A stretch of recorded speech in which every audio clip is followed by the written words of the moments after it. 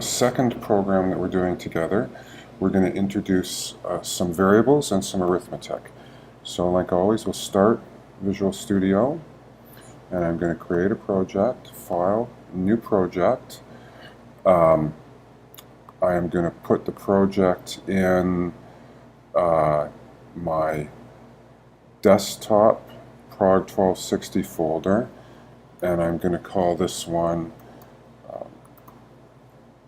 arithmetic. Actually, let's call it variables, because we're using some variables for the first time. Now this time I'm going to create an empty project.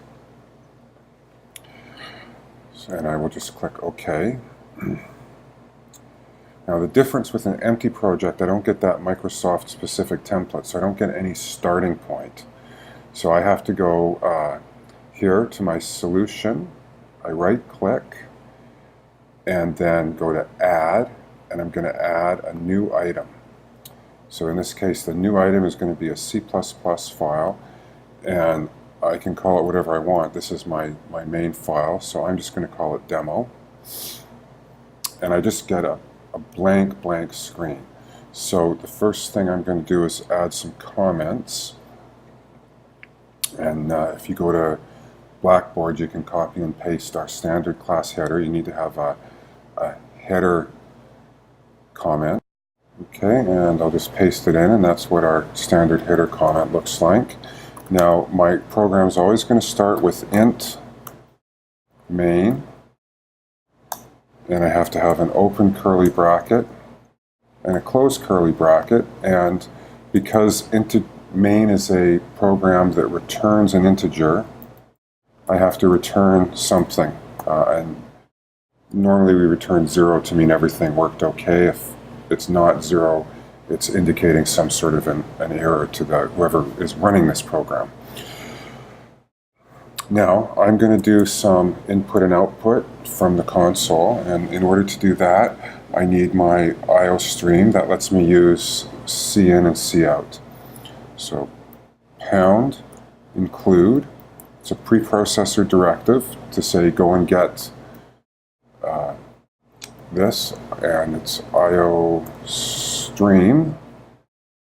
That's the include file that contains the definitions for the standard library stuff that we're going to use to read and write from standard input. Okay, so we talked about variables in class.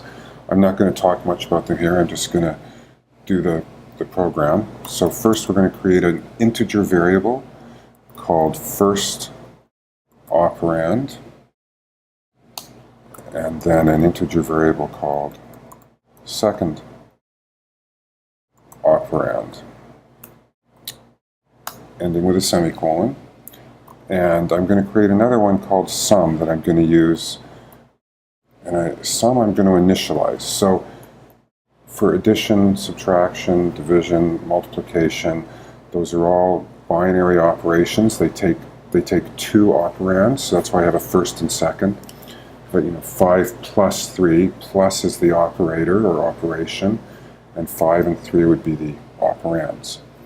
Okay, so the first thing I'm going to do is ask the user to input a number. So we write the standard out.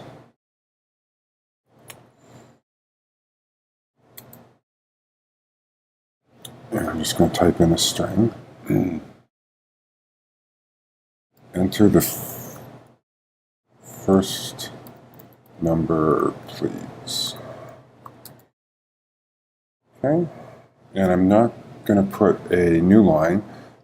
Oh, that should be cout. See, I have those red squigglies because the compiler doesn't know, it doesn't recognize that identifier because there isn't one. But if I change it to cout, there is.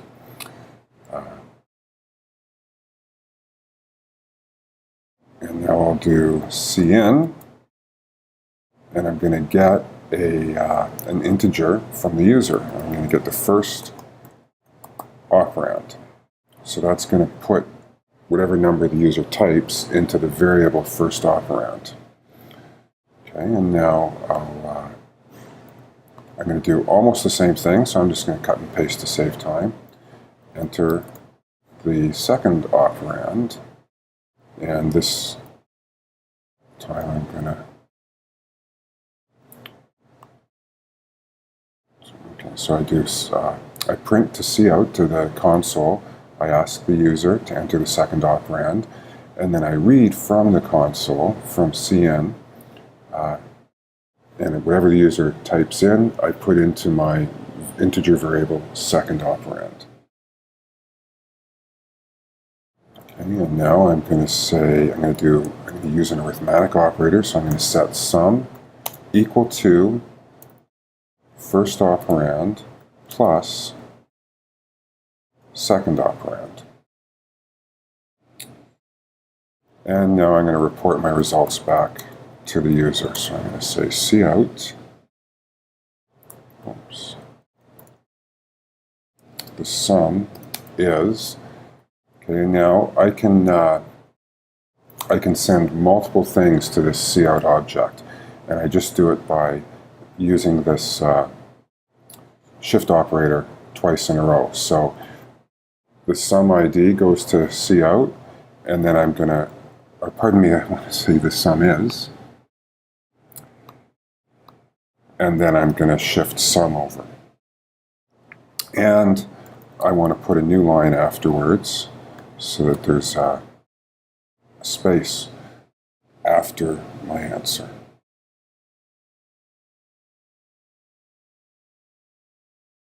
Okay, and now,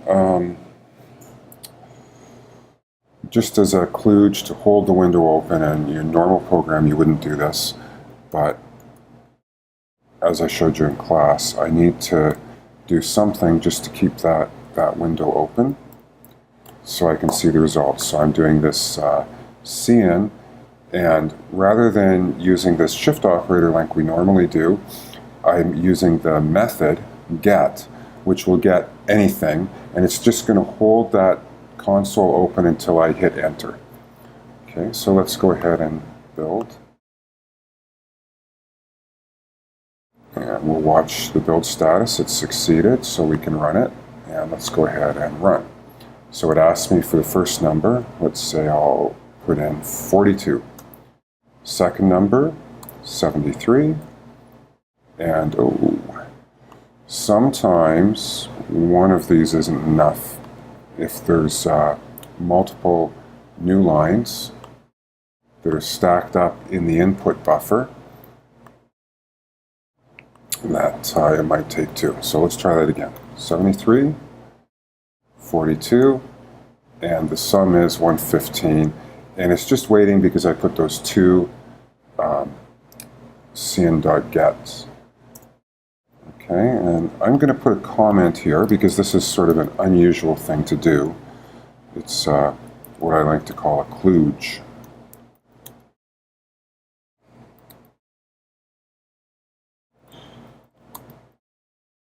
So just to let people know, this is only there as a kludge to hold the debug window open. And actually, you know, maybe I'll,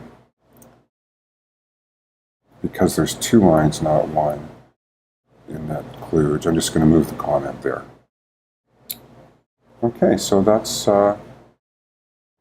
it. That's our first program using some integer variables and doing arithmetic.